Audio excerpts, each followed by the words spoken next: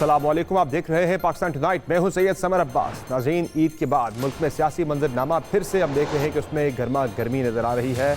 और सियासत की बात करें तो ईद से पहले जो मुलाकातें दुबई में हुई थी PMLN और पीपल्स पार्टी की टॉप लीडरशिप के दरमियान, यानी आसिफ अली जरदारी और मियां नवाज शरीफ के दरमियान, उसके बाद आप देखते हैं कि सियासी मंजरनामे पर उसका क्या असर पड़ता है। पर्टिकुलरली तीन बड़ी अहम बातें कि मुल्क में इंतखाबात कब होंगे, असम्बली पहले तहलील होती है या असम्बली की मुद्दत पूरी करती है। नंबर 2, केयर टेकर सेटअप के हवाले से भी मुशावरत हुई।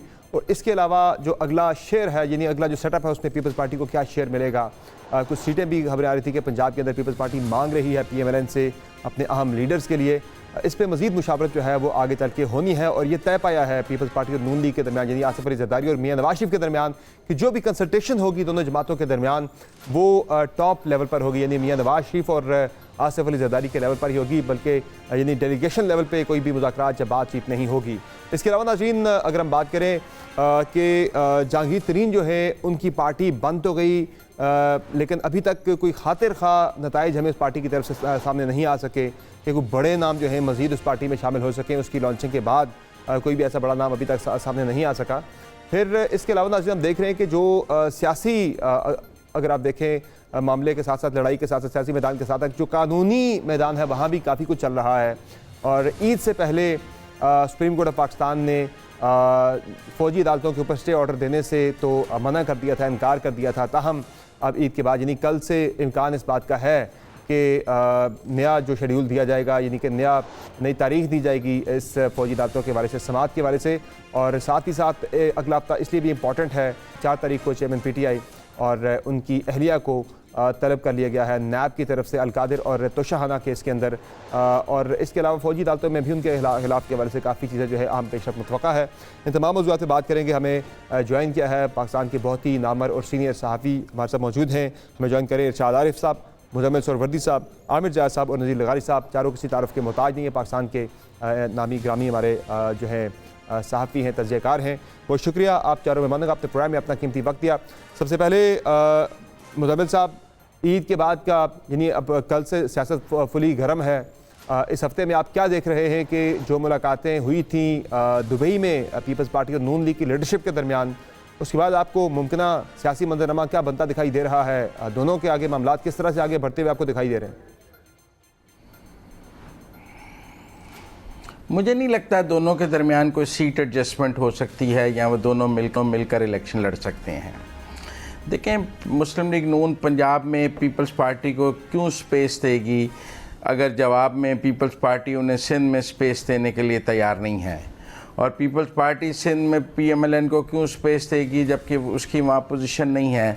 तो सियासत में कोई चीज़ बेगर्ज और बेवजह नहीं होती है। लिहाजा मुझे ये दोनों के दरमियान इकट्ठे इलेक्शन लड़ने और सीट एडजस्टमेंट वाला मामला तो आगे चलकर कोई कामयाब होता नज़र नहीं आता। ये ज़रूर है कि दोनों ने अभी ये जो हुकूमत के आखिरी 2 माह हैं ये बहुत आपस में ठीक तरह गुजारने हैं, फिर एक इलेक्शन कैंपेन में जाना है, उसके साथ निगरान हुकूमतों का क़याम है, उसमें मुशावरत है, और काफ़ी चीज़ों में आगे चल के इंतखाबात में तलखी ना हो आपस में और एक ट्रांसपेरेंट तरीके से आपस में इंतखाब लड़ा जाए। फिर चेयरमैन PTI के हवाले से जो पॉलिसी है उसमें यकसुई होनी चाहिए, दोनों की सेम पेज पे मुल्क की बड़ी सियासी जमातें होंगी तो ही उस पर कोई कार्रवाई हो सकेगी। और मैं समझता हूँ इस्टेब्लिशमेंट भी चाहती होगी कि कम से कम चेयरमैन PTI के हवाले से जो जमातें हैं उनके मौक़िफ़ में यकसुई और एक मौक़िफ़ ज़रूर होना चाहिए, ताकि उस पर कोई इलेक्शन के दौरान इबाहम ना हो। पहले हमने देखा थोड़ी सी ईद से हफ्ता 10 दिन पहले जो पीपल्स पार्टी और नून लीग के दरमियान थोड़ी सी ज़रा तल्खियाँ भी शुरू हो चुकी थी, उनमें भी हमारी तलाश यही है कि उन्हें फिर बिठाया गया था, इकट्ठे किया गया था कि आपस में फ़िलहाल मत लड़िए, इत्तफाक व इत्तेहाद कायम रखिए, पैगाम मिला था उन्हें। जिसके बाद फिर ये ज़रा बिलावल की एक तकरीर भी आई थी बड़ी के अंकल डार और उसमें तो नहीं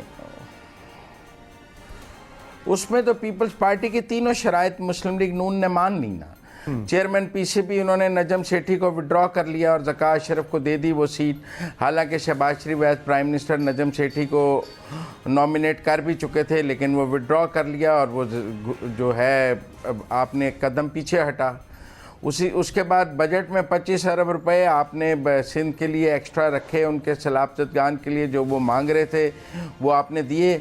और तीसरा, आपने सिंध की शुगर मिलों को चीनी एक्सपोर्ट करने की भी इजाज़त दी, जबकि पंजाब की शुगर मिलों को ये इजाज़त नहीं है जो जरदारी साहब मांग रहे थे। तो उसमें तो मुस्लिम लीग नून ने जो तीनों शराइत थी पीपल्स पार्टी की वो मानी, तो बजट पास हुआ और वो तकरीर मुस्लिम लीग नून के हक में हुई। और वो मुस्लिम लीग नून को कोई अच्छे टेस्ट में नहीं लगे होंगे वो तीनों फैसले। नजम सेठी का विड्रॉल भी कोई उन्हें पसंद नहीं आया होगा, अब तो वो जो बजट की तकरीर है वो भी नहीं पसंद आई होगी, लेकिन इताअत को चलाना था। बहरहाल अब सेठी साहब का नाम तो जो है वो कहीं और भी कंसिडर हो रहा है, वो निगरान वज़ीर आज़म के लिए भी कंसिडर हो रहा है। और सेठी साहब खामोशी से अलग तो हो गए थे, लेकिन चेयरमैन पीसीबी के मामले पे वो बड़ा टफ टाइम दे रहे ज़काशफ साहब को। लाहौर हाई कोर्ट से, पेशावर हाई कोर्ट से, फिर बलूचिस्तान हाई कोर्ट से, 3 हाई कोर्ट से वो स्टे जो हुए हैं चेयरमैन पीसीबी के इलेक्शन के हवाले से, ज़ाहिर है उसके पीछे कोई ना कोई तो है। इरशाद आरिफ साहब, आपको क्या लगता है जो मुलाकातें ईद से पहले दुबई में हुई आसिफ अली जरदारी और मियाँ नवाज शरीफ के दरमियान, एक पिछले कुछ अरसे से एक इम्प्रेशन ये बन रहा था पिछले कई हफ्तों से कि शायद अगले सेटअप के अंदर पीपल्स पार्टी लीड रोल में होगी, लेकिन अब जाके चूँकि ज़ाहिर पाकिस्तान तहरीक इंसाफ के मामला तो काफ़ी ख़राब हो चुके हैं, तो अब पिछले चंद दिनों से हम ये देख रहे हैं कि एक माहौल ये बन रहा है कि शायद अगले सेटअप में नून लीग लीड रोल पे होगी, पीपल्स पार्टी अपना शेयर मांग रही है नून लीग से। क्या आपको लग रहा है ये जो मुलाकातें हो रही हैं, डिस्कशंस हो रही हैं, क्या आपको बनता नज़र आ रहा है? मेरी जो इतलात हैं वो ये छोटे छोटे मामलात हैं, सीट एडजस्टमेंट या नजम सेठी साहब का मामला, ये छोटे मामलात हैं। असल में ट्रस्ट डेफिसिट किसी और सतह पे है और वो ज़्यादा बड़ी सतह पे है। जरदारी साहब को ये खौफ है या उनको ये अंदेशा है कि आम इंतखाबात इस साल हो नहीं पाएंगे, और उनके अंदेशे की और वजूह ये भी है कि मुस्लिम लीग नून के अंदर एक धरा मौजूद है जो ये कहता है कि इस वक्त अक्टूबर में अगर इलेक्शन होते हैं तो हमारे लिए हालात बहुत नासाजगार होंगे। ये इलेक्शन कम अज़ कम 6 माह आगे होने चाहिए। मार्च में, अप्रैल में, फरवरी में अगर इलेक्शन हो जाएं तो फिर हमारे लिए बेहतर होगा। जबकि जरदारी साहब का कहना यह है कि अगर एक दफ़ा इलेक्शन मुलतवी हो गए या आगे बढ़ गए तो फिर हमारे हाथ में कुछ नहीं होगा, और जो निगरान हुकूमत होगी अगर वो हमारी मर्ज़ी की ना हुई या आइन पर ना चली तो फिर हमारे हाथ भी कुछ नहीं आएगा और मामलात कहीं और चले जाएंगे। तो इसलिए वो नवाज शरीफ साहब को कायल कर रहे हैं कि हमें इस पर कायम रहना चाहिए और नफ़ा नुकसान की परवाह किए बगैर इलेक्शन इसी साल करा देने चाहिए। और वो ये कहते हैं कि मैं कॉन्फिडेंट हूँ कि हमें कोई नुकसान सियासी नहीं होगा, हम फ़ायदे में ही रहेंगे, आइन भी बच जाएगा, इलेक्शन भी हो जाएंगे और सियासत भी हमारे हाथ में रहेगी। एक तो इशू है उनका ये। दूसरा ये है कि वो ये समझते हैं कि इस वक्त जो फ़ज़ा बनाई जा रही है या बन रही है और उसमें कुछ चीज़ें ऐसी भी हैं खा वो पीटीआई के हवाले से भी हूँ, तो उसका भी वो समझते हैं कि ये ना हो कि कल को हम उसका। ठीक हो गया सर, आपका पॉइंट ऑफ व्यू आ गया है। नज़ीर लगारी साहब, आपकी क्या राय है कि जिस तरह मैंने बात की पहले पीपल्स पार्टी आज से कुछ हफ्ते पहले एक इंप्रेशन बन रहा था कि शायद पीपल्स पार्टी अगले सेटअप में लीड रोल पे होगी, को बिलावल के वज़ीर-ए-आज़म बनने की हम बातें सुन रहे थे, लेकिन अब हम जो देख रहे हैं कि ज़्यादा नून लीग लग रहा है कि अब वो लीड रोल पे आ रही है अगले सेटअप के हवाले से, और पीपल्स पार्टी उनसे अपना शेयर मांग रही है। तो जो बातें हो रही थी, आसिफ अली जरदारी ने शायद सदारत मांग ली और कुछ वजारतें हम मांग ली, पंजाब में अपने कुछ रहनुमाओं के हलकों के हवाले से एडजस्टमेंट मांग ली गई है। ये क्या चल रहा है सर, आपको क्या लग रहा है ये किस तरह पीपल्स पार्टी और नून लीग के मामलात आगे आपको बढ़ते हुए दिखाई दे रहे हैं सर? एक तो ये कि जिस तरह की आपने अंदाजे लगाए हैं, मुझे जरदारी साहब के अंदाज कभी भी ऐसे नहीं रहे हैं, ना वो इस तरह की सीट एडजस्टमेंट की बात करते हैं, ना वो इस तरह की चीज़ें, ये सारा ना तो उनका डिक्शन है, ना उनकी सियासत का तरीका है, ना वो इस तरह की चीज़ें करते हैं। और जो इरशाद आरिफ साहब ने कहा है, मैं उनसे 100% इत्तफाक करता हूँ कि वो चाहते हैं कि इलेक्शन हो, वक्त पर हों और किसी बात का खौफ और ख़तर महसूस किए बग़ैर इलेक्शन में जाना चाहिए, और कोई वो पेशगी शर्त नहीं लगा रहे हैं किसी किस्म की कि सीट एडजस्टमेंट के बारे में। मुझे बिल्कुल इस बात का यकीन है कि आसिफ जरदारी साहब सीटों की सौदेबाजी के सिलसिले में कोई बात नहीं कर रहे हैं, और जहाँ जहाँ उन्होंने टारगेट की हैं अपनी सीटें और जहाँ जहाँ वो जा रहे हैं वो अपने तौर पर जा रहे हैं, और अपने तौर पर ही वो इलेक्शन लड़ने के लिए पंजाब में जहाँ भी जा रहे हैं वो अपने इस पर जा रहे हैं। उनको इस बात की परवाह नहीं है कि वो PMLN से सीट एडजस्टमेंट करें या किसी और पार्टी के साथ एडजस्टमेंट करें। वो पहले अपनी पार्टी की पोजीशन को देखने के बाद मकामी सतह पर किसी सीट एडजस्टमेंट पर जा सकते हैं तो जाएंगे, लेकिन वो किसी भी सूरत में PML, PTI या किसी और के साथ वो सीट एडजस्टमेंट की तरह के लिए ना तो रिक्वेस्ट करेंगे, ना जाएंगे, ना किसी इस तरह की कोई मुतालबा लेकर किसी के पास जाएंगे। वो एक आईनी कानूनी मुतालबा ये करेंगे कि इलेक्शन होने चाहिए, बर वक्त होने चाहिए। पंजाब में नज़ीर लगारी साहब, ज़ाहिर अब अगले सेटअप के ऊपर नज़र तो सारी जमातों की है। हर कोई ज़्यादा से ज़्यादा गेन करना चाह रहा है अगले पॉलिटिकल सेटअप के अंदर, पर्टिकुलरली जो पाकिस्तान तहरीक इंसाफ का जो डाउनफॉल है उसका फ़ायदा हर कोई उठाना चाह रहा है। उसमें से ज़्यादा हर कोई अपना शेयर लेना चाह रहा है। जरदारी साहब ने पंजाब के अंदर काफ़ी ज़्यादा कैंप किए रहे, लाहौर के अंदर, साउथ पंजाब में डेरे डाले रहे, लेकिन उन्हें वो खातिरहा कामयाबियाँ पंजाब के अंदर से नहीं मिल सकी जिसकी वो तवक्को कर रहे थे। जरदारी साहब को लग रहा था कि पर्टिकुलरली साउथ पंजाब में जो पाकिस्तान तहरीक इंसाफ लोग छोड़ रहे हैं इलेक्टेबल्स, वो पीपल्स पार्टी के पास आएंगे, लेकिन वो जहांगीर तरीन साहब के पास चले गए सारे के सारे। तो एक अपसेट यानी कि वो में से अगर सेटबैक तो था पीपल्स पार्टी। नहीं, ऐसा नहीं, ऐसा नहीं है, ये आपका अंदाज़ा है। सराइकी बेल्ट जो है मेरी उंगलियों पर है। मैं एक एक ज़िले को, एक एक हलके को मैं बैठ कर देख रहा हूँ इस वक्त, और कहाँ से कंटेस्ट करने जा रहे हैं, कहाँ से पीपल्स पार्टी के अंदर लोग शामिल हुए हैं, मुझे एक एक हलके का मालूम है। और मुझे अंदाज़ा है 5-6 हलके जो क्लियर नहीं हैं उनके बारे में बहुत ज़्यादा जल्द क्लियर हो जाएंगे। वो ना तो जहांगीर तरीन की तरफ गए हैं, ना ही वो PMLQ की तरफ गए हैं, ना वो PMLN की तरफ गए, कहीं भी नहीं गए। वो उन हलकों के बारे में जरदारी साहब अपने तौर पर राब्ते में, वो किसी किस्म की कोई सियासी रियायत मांगने की बात नहीं कर रहे हैं, ना वो ऐसा सोच रहे हैं। उनने जहाँ वो अपनी सीटों को समझ रहे हैं कि ये सीटें वो हासिल कर सकेंगे, वो उन सीटों को टारगेट कर रहे हैं। और पंजाब में एक अच्छी खासी सीटों की अच्छी खासी तादाद है जिसे वो टारगेट भी कर रहे हैं, और उनके पास सारे का सारा तैयार रखा हुआ है।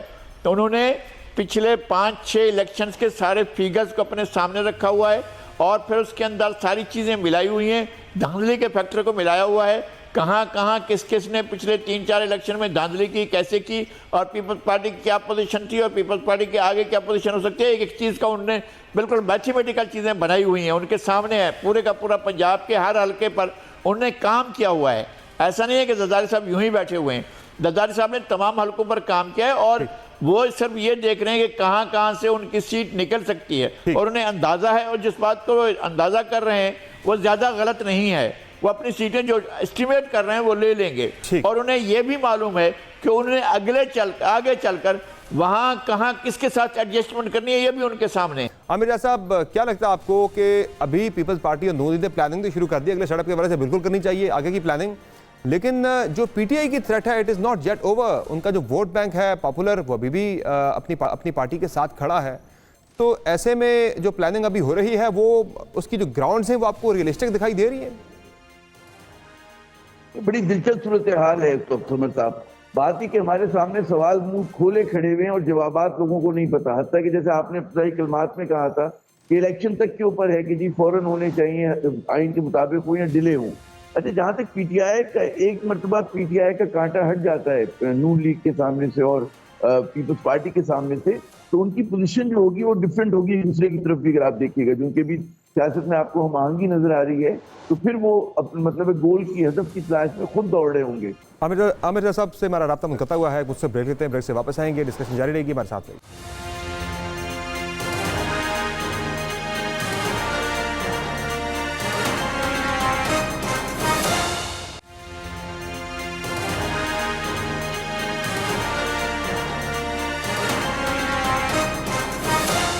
प्रोग्राम में फिर से खुशामदीद कहेंगे। उसका वोट बैंक टूटा नहीं, जो मैं ब्रेक से पहले बात कर रहा था आमिर जायद साहब के साथ भी, लेकिन एक और वहाँ पे स्टेक होल्डर बनने की कोशिश कर रही है इस्तेकाम पाकिस्तान पार्टी, जहांगीर तरीन साहब की जमात। अभी तक वो कोई इतना खातिर खा अपना इम्पैक्ट क्रिएट नहीं कर सकी। लॉन्चिंग उनकी अच्छी थी, उसके बाद हमने देखा कोई खातिर खा नताइज नहीं दे सकी। पाकिस्तान इस्तेकाम पार्टी जो है, आपको ये कोई पंजाब में या सेंटर में कोई अहम आपको पॉलिटिकल स्टेक होल्डर बनती दिखाई दे रही है, या फिर जितना था वो they have achieved their maximum? देखिए, ये सारा दारोमदार है इलेक्शन के शफाफ होने पर। अगर तो फेयर एंड फ्री इलेक्शन होते हैं जो इस मुल्क की ज़रूरत है, तो फिर तो इस्तेकाम में पाकिस्तान पार्टी का कोई मुस्तकबिल नहीं है, क्योंकि जो लोग उसमें शामिल हुए हैं वो भी हाफ हार्टेडली शामिल हुए हैं। वही चंद लोग जो पहले से उसमें हैं वही जहांगीर खान तरीन के साथ हैं। नए लोग जो गए हैं 2-4 के अलावा बाकी मजबूरन गए हैं, और उनका कोई ना दिल मिलते हैं, ना उनके दिमाग मिलते हैं, ना उनके बयानात मिलते हैं, ना उनका नैरेटिव मिलता है। तो इसलिए वो पार्टी कोई बहुत अहम किरदार अदा नहीं कर सकती। यानी पंजाब की मैं बात कर रहा हूँ, पाकिस्तान मुस्लिम लीग होगी, तहरीक इंसाफ होगी और पीपल्स पार्टी होगी। चौथी जमात का यहाँ कोई ना गुंजाइश है, ना वोट बैंक है, ना कोई ऐसी फॉलोइंग है कि जिसकी बुनियाद पर वो उम्मीदवार खड़े कर सके और कोई सीट ले सकें। लेकिन क्या स्पॉइलर का रोल भी ये ग्रुप प्ले नहीं कर सकता? जो एक सोच है कि शायद ये स्पॉयलर्स का रोल प्ले करने, पीटीआई का वोट बैंक जो है कहीं 10%, कहीं 15%, कहीं 20% ये डैमेज कर दें और इसी से नून लीग फायदा उठा ले वहां से, जहां वो कम मार्जिन से। मेरा नहीं ख्याल। देखिए, वोट बैंक कैसे करेंगे? आप चले जाएं, किसी हल्के में चले जाएं, कोई गैर जानिबदार सर्वे करने वाली कंपनी से पूछ लें कि सूरत हाल क्या है। जितने भी सर्वे हो रहे हैं उनके नतायज कमोबेश एक दूसरे से मिलते हुए हैं। नवाज शरीफ साहब अगर वापस आ जाते हैं तो मुस्लिम लीग के वोट बैंक में इजाफा होगा, लेकिन वो मियां नवाज शरीफ साहब की वापसी की वजह से होगा। वो इस वजह से नहीं होगा कि लोग पीटीआई के लोग जो हैं टूट कर, यानी वोटर जो है वो इनको वोट देना, इनका अपना वोट मुतहरक होगा। जो फेंस का वोट होता है वो इनकी तरफ रुजू करेगा। पीपल्स पार्टी को वोट मिलेगा। जो पीपल्स पार्टी का मायूस कारकुन इधर उधर चला गया था वो वापस आ सकता है, वोट वापस आ सकता है। लेकिन तहरीके इस्तेकाम में पाकिस्तान पार्टी को किस बेस पर वोट मिलेगा, किस नारे पर वोट मिलेगा, किस शख्सियत के सैर में गिरफ्तार होकर वोट देंगे, किस प्रोग्राम के तहत वोट देंगे, ऐसी कोई बात नहीं है। आमिर जावेद साहब, $1 मिलियन यहाँ पे क्वेश्चन ये भी है, चूँकि 4 तारीख को फिर से नैब ने तलब कर लिया है चेयरमैन पीटीआई को, उनकी अहलिया को। तोशाखाना केस है और साथ अलकादिर वाला केस भी है कि अभी तक हम सारी जो पॉलिटिकल इक्वेशन को हम डिस्कस कर रहे हैं उसमें जितने भी वेरिएबल्स को आप एक साइड पे रखें, एक कांस्टेंट जो है वो पीटीआई है, उसका वोट बैंक है। लेकिन सारी सूरत हाल बदल सकती है एक नुक्ते पे जाके कि अगर डिस्क्वालिफिकेशन होती है। चूँकि मेरी कई हुकूमती लोगों से बात हुई भी है, उनकी सोच अब ये है, जब उनसे पूछते हैं गिरफ्तारी के वाले से, वो कहते हैं जी अब हमने गिरफ्तार नहीं करना, बल्कि जब कन्विक्शन हो जाएगी फिर गिरफ्तारी की तरफ जाएंगे। यानी कन्विक्शन के साथ ज़ाहिर है फिर डिस्क्वालिफिकेशन भी है। मुझे ये लगता है, मेरी असेसमेंट है, मुझे आप अपनी राय से आगाह कीजिएगा, नाजरीन को भी अपने तजिए से भी, कि अगर चेयरमैन पीटीआई डिस्क्वालीफाई हो जाते हैं तो फिर शायद पीटीआई का वोट बैंक जो है उसमें बहुत से लोग ऐसे जो जुनूनी वोटर हैं, वो उन्होंने तो इलेक्टोरल प्रोसेस का हिस्सा ही नहीं बनना, वो घर से निकलेंगे ही नहीं वोट डालने के लिए, डिसहार्ट हो के भाई हमारा तो चेयरमैन है ही नहीं दौड़ के अंदर, हम क्यों जाएं वोट डालने के लिए। जी समर, हेलो जी समर, मैं बड़ी हद तक आपकी बात से मुत्तफिक हूँ। जो आपका तज्जिया है बिल्कुल यही है कि अगर डिस्क्वालिफिकेशन हो जाती है तो उसके बाद फिर हमें उम्मीद नहीं रखनी चाहिए कि जो है ना वो एक मंजरनामा जो बन रहा है कि जिसमें पीटीआई को क्या कहते हैं फ्री फेयर अंदाज में इंतखाबात लड़ने का मौका मिलता है, नहीं मिलता। अगर नहीं मिलता उसके ज़्यादा इम्कानात हैं तो जो उसका वोट बैंक होगा वो ज़ाहिर है कि वो नहीं निकलेगा। लेकिन अगर वोट बैंक नहीं निकलता तो उसके नतीजे में जो भी इंतखाबात होंगे वो डाउटफुल होंगे और मुल्क में जो सियासी अदम इस्तेकाम है वो वैसे ही जारी और सारी रहेगा। मुझे ये लग रहा है, और बिल्कुल आपका जो असेसमेंट है बिल्कुल मैं उससे मुत्तफिक हूँ, कि जो एंटी पीटीआई फोर्सेज हैं वो अब मजीद गुंजाइश देने को तैयार नहीं है। उसका फ़ायदा तो सर ज़ाहिर है फिर उठाएगी पंजाब में, तो पीएमएलएन उसका भरपूर फ़ायदा उठाएगी। अगर पीटीआई का वोटर घर से नहीं निकलता तो उसका फ़ायदा पीएमएलएन उठाएगी। उनका वोटर तो चूँकि निकलेगा, उनके घर पे बैठ जाने से ही तो फ़ायदा होगा पीएमएलएन को। टर्नआउट बेशक लो हो, लेकिन वो बिल्कुल दुरुस्त कह रहे हैं कि बिल्कुल फ़ायदा होगा उनको। लेकिन जो मैं पाकिस्तान के अगर फ़ायदे की बात करें कि अगर फ़र्ज़ करें कि बहुत ज़्यादा वोटर्स टर्न आउट नहीं होता और उसमें वही जो कैप्टिव वोट है पीपल्स पार्टी का, नून लीग का, जेयूआई का, वो निकलता है और उसकी इतनी तादाद नहीं होती, तो जो आने वाला इलेक्शन है वो आपको कंट्रोवर्शियल इलेक्शन होगा, मुतनाज़ा इलेक्शन होगा, उसकी लेजिटिमेसी क्वेश्चनेबल रहेगी। और पाकिस्तान सर मुतनाज़ा तो 2018 के इलेक्शन को भी कहा गया कि जिसमें नून लीग ने कहा कि भाई हमें जबरी तौर पर फोर्सबली हमें जो है इक़्तिदार से दूर रखा गया, पंजाब के अंदर हमारी अक्सरियत को अक़लियत के अंदर बदला गया, वट एवर जो भी है। लेकिन तनाज़ात तो उसमें भी थे। लेकिन जब एक गवर्नमेंट आ जाती है इक़्तिदार में तो फिर वो कोई एहतजाजी तरीके चलाता रहे, वो फिर इतना ज़्यादा मेरे से मैटर नहीं करता बाद में। एक लेजिटिमेसी इन क्वेश्चन जरूर रहती है लेकिन इतना ज़्यादा मैटर नहीं करती आपकी गवर्नेंस। आप बिल्कुल दुरुस्त कह रहे हैं। एक लेकिन बहुत बड़ा फर्क है कि जो रद्द-ए-अमल नून लीग के ouster के ऊपर आया था उसके मुकाबले में पीटीआई के ouster पे बहुत ज्यादा बड़ा रद्द-ए-अमल आया है। ये तो फर्क है, हम उसको तस्लीम करते हैं इस बात को ना कि अच्छा उस वक्त आप ये देखें कि बहुत सारे लोगों ने खैर मकदम किया था, जिसमें इसका भी पीटीआई के ऊपर भी एक बड़ी कुछ तादाद है जो समझती कि बड़ा अच्छा हुआ है। आमिर शाह साहब का पॉइंट आ गया है। मुज़म्मिल साहब, आपकी राय में मुझे बताएं कि अब आपको क्या लगता है कि क्या इक्वेशन बन सकती है मुमकिन तौर पर? अभी हम देख रहे हैं कि सुप्रीम कोर्ट के अंदर भी एक महाज चल रहा है फ़ौजी अदालतों के हवाले से, फिर चेयरमैन पीटीआई के ख़िलाफ़ ही हम देख रहे हैं कि नैब के केसेस काफ़ी तेज़ होने वाले हैं। और जिस तरह से ईद से पहले प्रेस कॉन्फ्रेंस भी हुई थी DGISPR की, बड़ी क्लियर थी कि 9 मई का सानहा करने वाले उसके प्लानर्स जो थे, मनसूबा साज थे, सबके ख़िलाफ़ एक्शन होगा, भरपूर एक्शन होगा। तो उसका आपको फिर सियासत के ऊपर क्या फॉल आउट आता हुआ दिखाई दे रहा है? इक्वेशन कैसे बदलेगी पॉलिटिकल, या नहीं बदलेगी?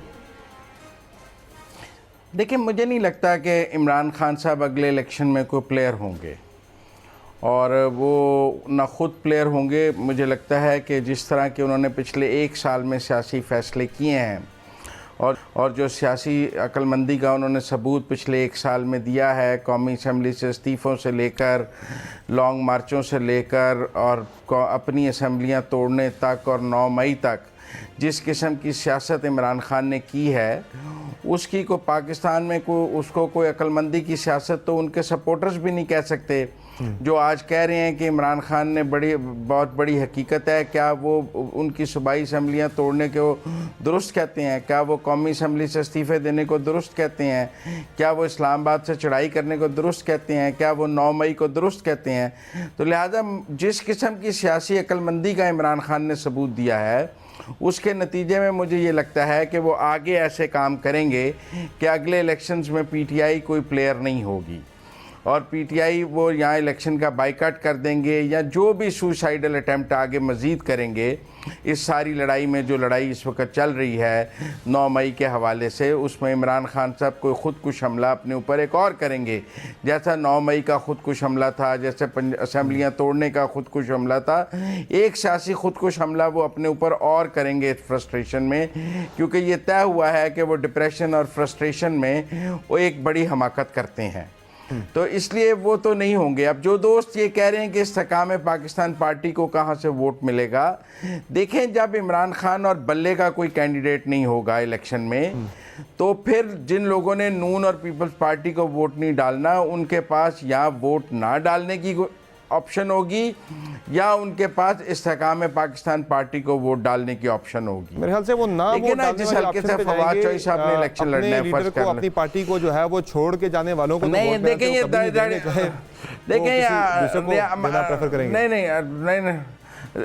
समर अब्बास साहब 2-4 शहरों के अलावा हमारे यहाँ कॉन्स्टिट्यूएंसी पॉलिटिक्स है, हमारे यहाँ विनिंग हॉर्सेस की सियासत है, हमारे यहाँ हल्के का उम्मीदवार बहुत मैटर करता है। Election day 50%। मसलन मैं आपको बताता हूँ, लाहौर से निकल जाए ना आप कर लें फवाद चौधरी वाले हल्के का, वहाँ अगर पीटीआई का कैंडिडेट नहीं है तो फिर फवाद चौधरी एक टफ फाइट दे देगा। आप लोधरा की बात कर लें, आप अलीम खान भी अगर जिस हल्के से लड़ेंगे, ये नुमान लंगड़ियाल जिस हल्के से लड़ेंगे, सईद अकबर नवानी जिस हल्के से लड़ेंगे, इन लोगों ने अगर पीछे ज़िमनी इंतखाब कोई हारा भी है तो कोई 2-4-5 हज़ार 7 हज़ार से आ रहा है, कोई इनकी जमानतें तो जब्त नहीं होगी। मुझे नहीं लगता कि जो लोग, लेकिन कुछ पीएमएलएन का वोट बैंक भी उनके साथ था, वो फिर भी हार गए थे। मैं इस पे दोबारा आऊंगा आपकी तरफ। मैं नज़ीर लगारी साहब से जरा जानना चाहूंगा इस वक्त एक मामला, लेकिन मैं आपको, लेकिन मैं ये इसलिए ये ऐड करना चाहता हूँ कि मुझे अगले इलेक्शन के जो 3 बड़े प्लेयर्स लगते हैं वो इस्तेकाम पाकिस्तान पार्टी, मुस्लिम लीग नून और पीपल्स पार्टी और JUIF लगते हैं। तो इसलिए उसको रूल आउट नहीं किया जा सकता कि आप कहें जी कि उनको कौन वोट डालेगा। लोगों के पास उनको वोट डालने के अलावा क्या चॉइस होगी। मेरी राय में मेरा तज्जिया तो यही है कि वो स्पॉइलर शायद प्ले करें, इतना खातिर खा वो एक स्टेक होल्डर बड़ा शायद ना बन सकें। नज़ीर लगारी साहब, सिंध की हम बात करें या बलूचिस्तान की बात करें, हमने सिंध में तो पीपल्स पार्टी अभी तक तो बिल्कुल क्लियर दिखाई दे रही है, जिस तरह हमने बलदियाती इंतखाबात के अंदर भी देख लिया बल्कि कराची के अंदर भी पीपल्स पार्टी बड़ी स्ट्रॉन्ग अपना एक फुटिंग बना रही है। जिस तरह से उन्होंने कराची का मेयर अपना बना रही है, जैसे भी बनाया उस पर काफ़ी बहस हो रही है, काफ़ी तनकीद भी हो रही है, लेकिन उनका मेयर कराची के अंदर आ चुका है। और जो सीटें PTI वाली हैं उस पर ज़ाहिर है कुछ MQM लेगी, कुछ पीपल्स पार्टी लेगी। इसी तरह बलूचिस्तान के अंदर हम देख रहे हैं लगारी साहब, सिंध तो चले पीपल्स पार्टी का क्लियर हमें अगला नज़र आ ही रहा है फिलहाल आज की तारीख तक। बलूचिस्तान के अंदर बड़ी इंटरेस्टिंग सूरत हाल चल रही है कि जहाँ पीपल्स पार्टी भी अपना जोर आजमा रही है। बाप पार्टी के कुछ लोग पीपल्स पार्टी में आ गए थे, फिर मरीम नवाज साहब ने काफ़ी राब्ते किए वहाँ पे नेशनल पार्टी के साथ, जाम कमाल को उन्होंने शामिल करवाया रिसेंटली, कई और लोग बाप पार्टी के वो भी तोड़ने की कोशिश कर रही है। वहाँ आपको क्या लग रहा है सर? मौलाना साहब भी वहाँ पे काफ़ी ज़्यादा पॉपुलर तो हैं बलूचिस्तान के अंदर, क्या आपको वहाँ पे बनता नज़र आ रहा है मंजरनामा?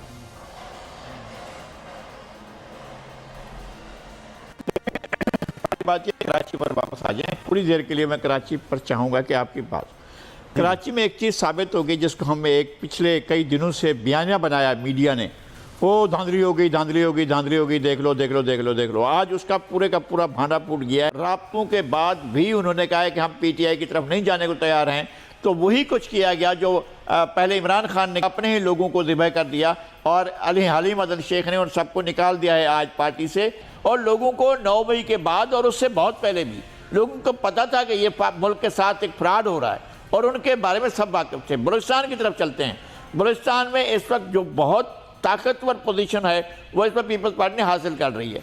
चीफ ऑफ सारावान उनके पास चले गए और चीफ ऑफ झालावान उनके पास चले गए हैं और चीफ ऑफ सारावान वो तो चले गए हैं अपना JUI के पास। इस दफ़ा असलम रईसानी जो हैं वो JUI की तरफ से इलेक्शन लड़ेंगे। JUI एक फरीक होगी, जो आपने कहा वो बिल्कुल ठीक है, और एक फरीक जो है वो पीपल्स पार्टी होगी और थर्ड फोर्थ नेशनलिस्ट ग्रुप्स होंगे। और PMLN को अगर जाम कमाल साहब रह गए अकेले तो जाम साहब के लिए अपनी सीट बचाना इस वक्त मुश्किल होगी, इसलिए वो सीट नहीं बचा पाएंगे। इसलिए कि असलम रईसानी ने पहले भी अपना असलम भूतानी ने पहले भी वो सीट हासिल कर ली थी और वो इस सीट से उनको हटा दिया था, वो नहीं है उनके पास सूबाई की एक जो जगह अपनी सीट बची थी वो अपना बचा पाएंगे तो बहुत बड़ी बात होगी। जाम साहब जो हैं, जाम साहब की इस वक्त सूरत हाल वो नहीं है जो उससे पहले जाम यूसुफ की या जाम गुलाम कदर की हुआ करती थी, वो पोजीशन अब नहीं है। और वो अपनी तरफ से बाकी बाप पार्टी के अब भी राब्ते हैं पीपल्स पार्टी के साथ, और बिजंजो जो हैं, अब्दुल कुद्दूस बिजंजो जो चीफ मिनिस्टर हैं वो भी कोऑर्डिनेशन में हैं। तो इस वक्त पोजीशन जो है वो है इस तरह से जैसे एक तो पीपल्स पार्टी एक फरीक के तौर पर होगी, JUI एक बड़े फरीक के तौर पर होगी और नेशनलिस्ट होंगे। नेशनलिस्ट में भी देखना होगा कि नेशनल पार्टी और BNP में कौन सी पार्टी जो इस बार ज़्यादा सीटें लेती है। अब बात होगी ब्रेक के बाद, हमारे साथ में।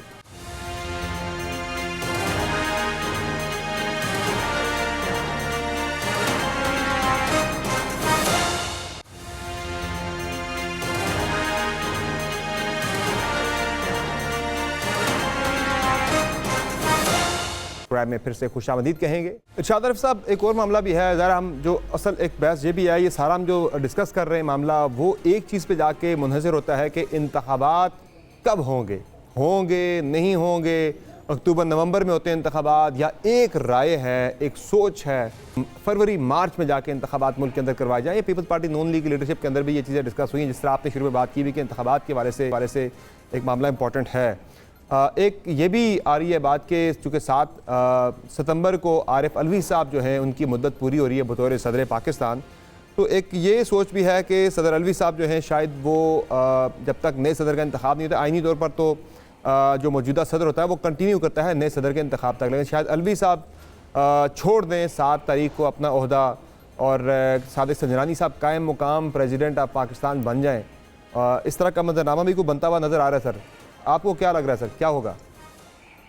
2 चीज़ें हैं। अगर तो तहरीक इंसाफ की जो पॉपुलैरिटी है वो ख़त्म हो चुकी होगी जिस तरह हमारे दोस्त कह रहे हैं, तो फिर हमें ये बहस करने की ज़रूरत नहीं थी कि इलेक्शन अक्टूबर में होंगे या नहीं होंगे। और तहरीक पीपल्स पार्टी और मुस्लिम लीग नून इस पर डिस्कस कर रहे हैं कि इलेक्शन अक्टूबर में करा लेने चाहिए या आगे ले जाना चाहिए। इसके बाद अब जो सूरत हाल नज़र आ रही है वो ये है कि ये इलेक्शन उसी तरह ही होंगे जिस तरह कराची के इलेक्शन हुए हैं।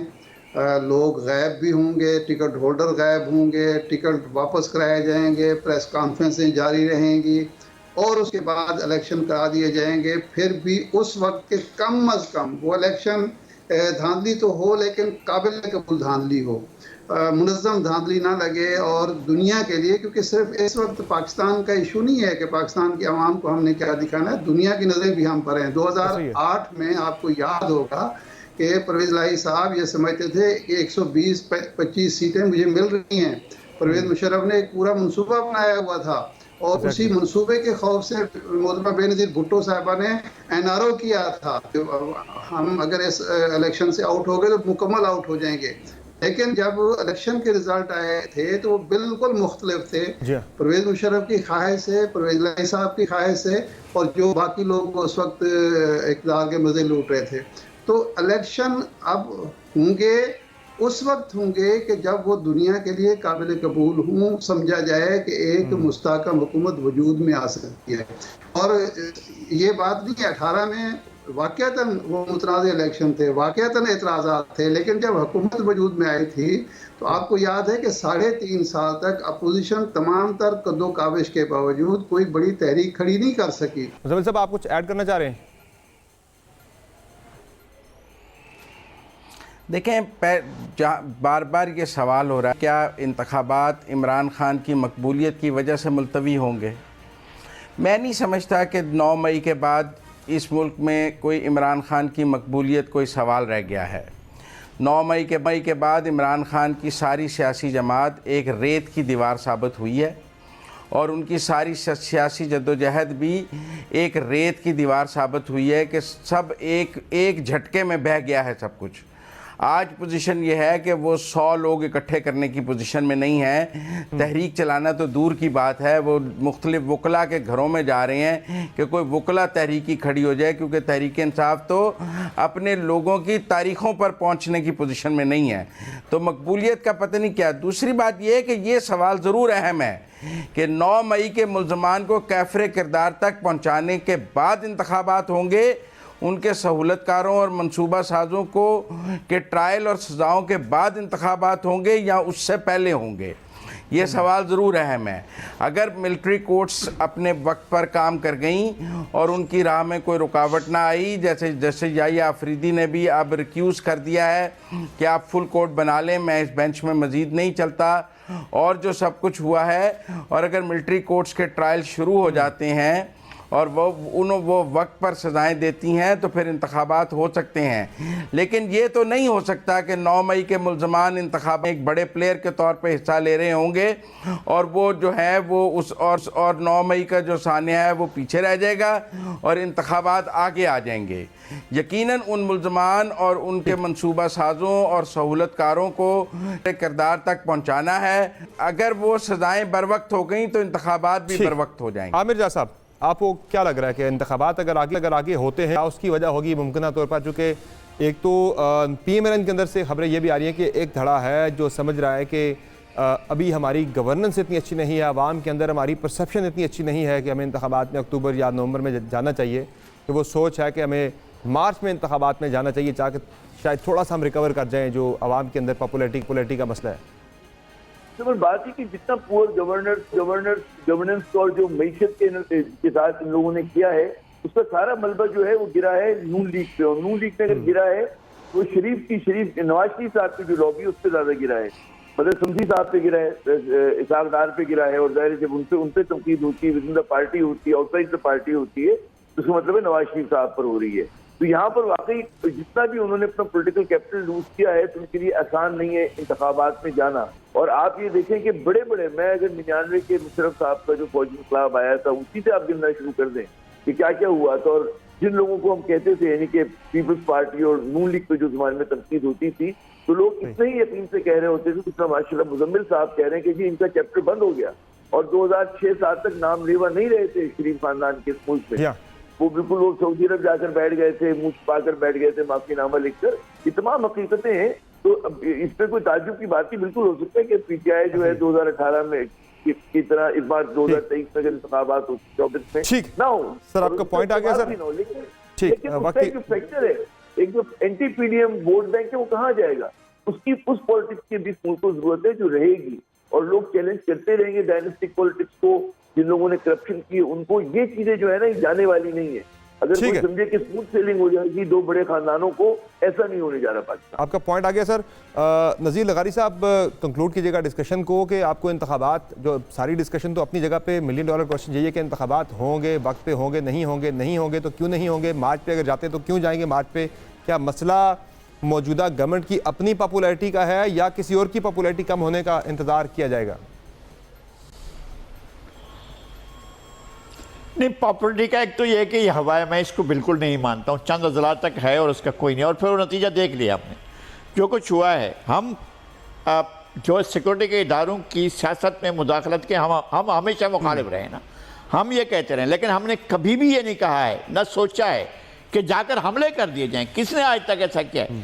यानी ये जो लाओबालीपन था, ये जो इमेच्योर एक गैर सियासी अमल था, ये किसने इनके जहन में डाला था और कौन ऐसा कर सकता है? आज आपने रीजन्स में देखें, जाएं और किसी और मुल्क में जाकर देखें, कोई इस तरह से कर सकता है? एक ऑर्गेनाइज्ड एक ऐसी मिलिट्री जिसका एक पूरे का पूरा कैरियर है, पूरे का पूरा, उस मिलिट्री के ऊपर जाकर आप अटैक कर रहे हैं। और अटैक ऐसे नहीं कर रहे हैं, बल्कि उसकी अलामतें, ऐसी बड़ी अलामतें जो हैं, आप कह रहे हैं चलो भाई चलो GHQ चलो भी चलो उधर चलो, और वो लेकर आ जाते हैं और बाकायदा चढ़ाई कर देते हैं और क्रैकर फेंक देते हैं और आग लगा देते हैं जाकर कुरकमन हाउस पर, जो जाकर शहादा की यादगार पर जाकर डाल देते हैं। इस तरह की चीज़ें उनके मिलिट्री के सियासत के रोल के मुखालफिन भी कभी ये नहीं चाहते थे कि इस तरह से हो।